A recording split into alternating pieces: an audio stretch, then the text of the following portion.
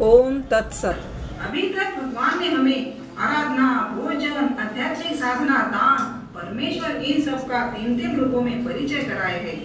अब यहाँ भगवान हमें मुक्ति का मार्ग, चरित्र के सोपान, सुख की व्याख्या, जीवन में ईश्वर विहित कर्तव्यों को जानना और आत्मा एवं परमात्मा के संवाद का समापन बताएंगे। भगवान इस अध्याय में अलौकिक ज्ञान की कुंजी खोल रहे हैं। हम सब भाग्यवान हैं कि इसका चिंतन कर रहे हैं। सन्या महाबाहो तत्त्वमिच्छामि वेदितुं त्यागस्य च ऋषिकेश पृथक् केशिनिषूदन। हे महाभाव, हे केशिनिषूदन, मैं संन्यास और त्याग के वास्तविक अर्थ और उनके भेद को जानना चाहता हूँ।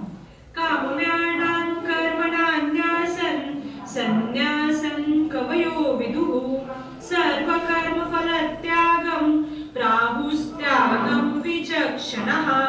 हे परंतप, मनुष्य काम्य इच्छाओं के साथ किए गए कर्मों के त्याग को संन्यास कहते हैं।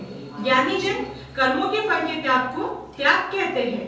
हे पार्थ, सभी कर्म दोषयुक्त है, तो यज्ञ, दान और तपरूप कर्म त्याज्य नहीं है, क्योंकि ये तीनों कर्म ज्ञानी जनों को पवित्र करने वाले हैं।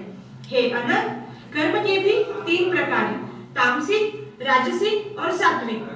ज्ञाता, ज्ञान और ज्ञेय ये कर्म के त्रिविध प्रेरक है। कर्ता, माध्यम एवं कर्म ये कर्म के त्रिविध आधार है। ज्ञान, कर्म तथा कर्ता ये तीनों गुणों के भेद के अनुसार वर्णित है। हे कुरुवंश, ब्राह्मण, क्षत्रिय, वैश्य तथा शूद्रों के भी कर्तव्य उनके अपने स्वभाव उत्पन्न गुणों के आधार पर निर्धारित किए गए हैं। हे मधुसूदन, अब ये बता, मनुष्य अपने पुण्यों को किन किन योनियों में और कहाँ कहाँ भोगता है? हे अर्जुन, पुण्यवान मनुष्य अपने पुण्यों के द्वारा किन्नर, गंधर्व अथवा देवताओं की योनियों में तब तक रहता है जब तक पुण्य क्षीण नहीं होते। अर्थात प्राणी के हिस्से में जितने पुण्य कर्म होते हैं उतनी ही देर उसे स्वर्ग लोक में रखा जाता है। बाद में उसे मृत्यु लोक में पुनर्जन्म लेना ही पड़ता है। हे पार्थ, केवल मनुष्य की योनि में ही किए हुए कर्म का पाप और पुण्य लगता है। हे मधुसूदन, क्या कोई ऐसा स्थान नहीं है कि जन्म मरण के इस चक्र से छूट जाए? ऐसा स्थान केवल परम धाम है, अर्थात मेरा धाम है, जहाँ पहुँचने के बाद किसी को लौट कर नहीं आना पड़ता। इसी को मोक्ष कहते हैं। हे अर्जुन, मोक्ष केवल मनुष्य की योनि में ही मिलता है। मानव शरीर बड़ी मुश्किल से मिलता है, इसे यूं ही ना गवाएं। देवता भी मानव शरीर की इच्छा रखते हैं। हे अर्जुन, मृत्यु के समय जो वासना मनुष्य के मन में दृढ़ रहती है, उसी वासना के अंतर्गत मनुष्य का जन्म होता है।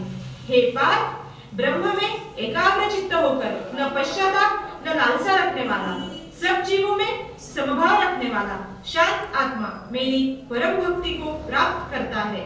अपने मन को मुझ में लीन करो, सब कुछ मुझ पे छोड़ दो, मैं सब पापों से तुम्हें मुक्त करा के मोक्ष दिला दूंगा। हे संजय, तुम्हारा मन इतना आनंद विभोर और प्रसन्न चित्त क्यों हो रहा है?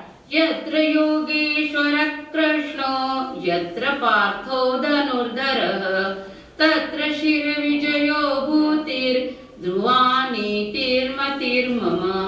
हे राजन, भगवान योगेश्वर श्री कृष्ण और अर्जुन के इस पवित्र संवाद को सुना, जिसके कारण मेरा मन प्रसन्न और आनंद विभोर हो रहा है। इस संवाद को मैं पुनः पुनः स्मरण करके रोमांचित हो रहा हूँ और मेरे शरीर पर रोंगटे खड़े हो रहे हैं।